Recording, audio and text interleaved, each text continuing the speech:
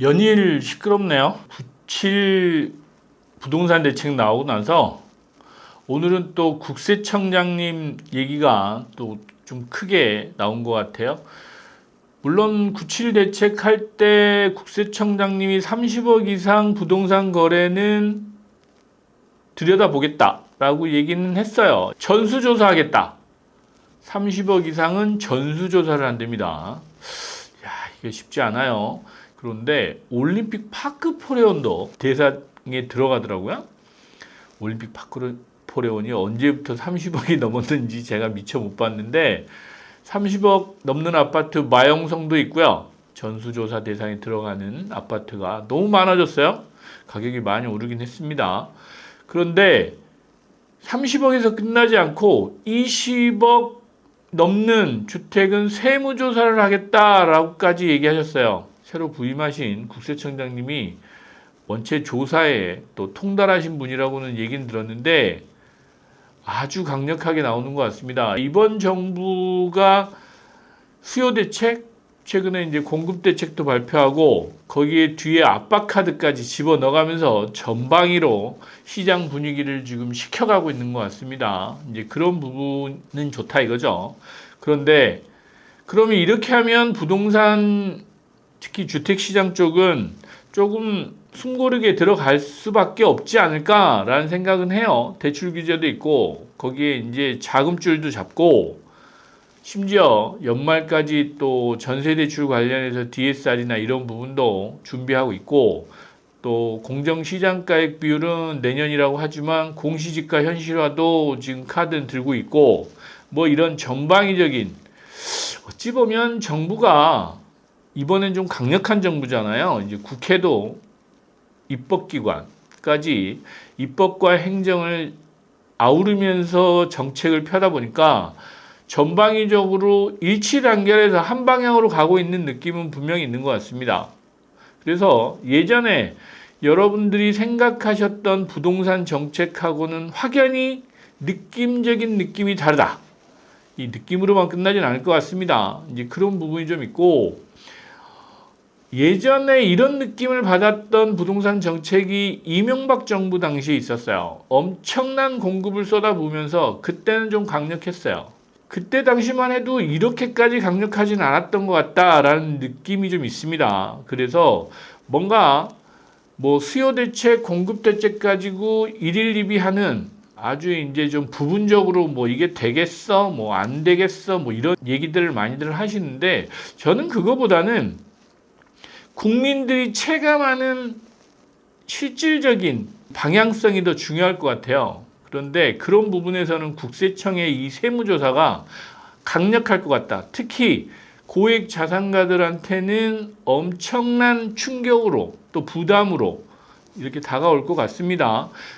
제가 이제 97 대책하고 이번 주에 저희 그 투자자분들하고 계속 전화가 불통납니다. 불이 나는데 많은 걱정들을 하고 계세요. 물론 뭐 내가 뭐 잘못한 것도 없는데 걱정 아닌 걱정을 하시는 분들이 많으십니다.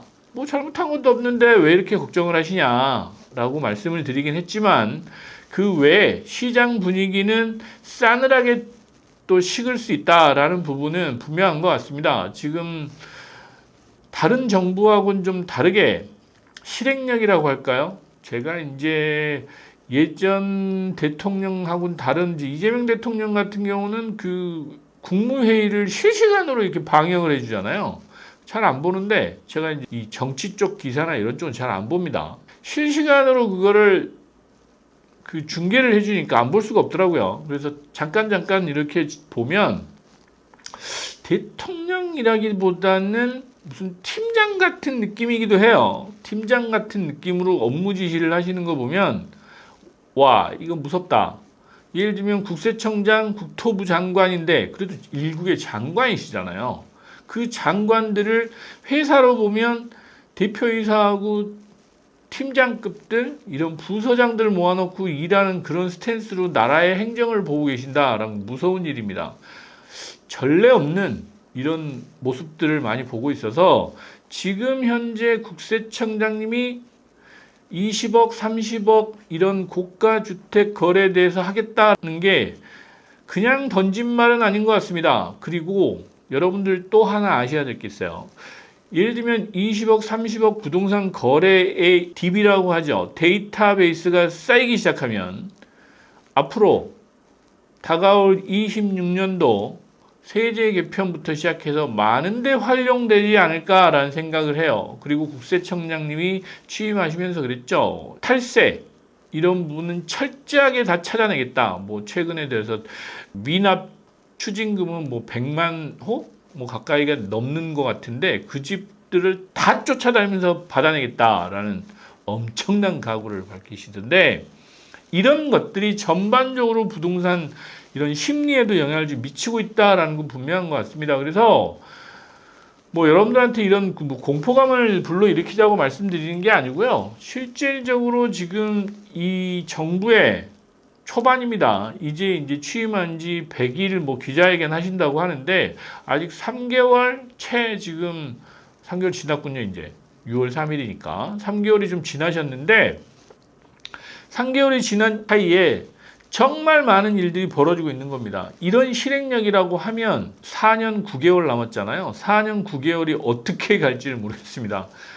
조금은 좀 신중하고 또 차분하게 이 상황을 좀 대비를 하시는 게 맞다라는 생각이 들어서 너무 뭐 세무조사 한다니까 뭐 내가 잘못한 것도 없는데 그리고 또 돈이 많은 사람들이나 걱정하는 거지 사실 저희같이 서민들은 그렇게 걱정할 일은 아닌 것 같은데 물론 자산가분들도 많이 걱정하고 계신 거 알고 있습니다. 알고 있는데 뭐 여러분들이 뭐 잘못한 게 없으면 괜찮습니다.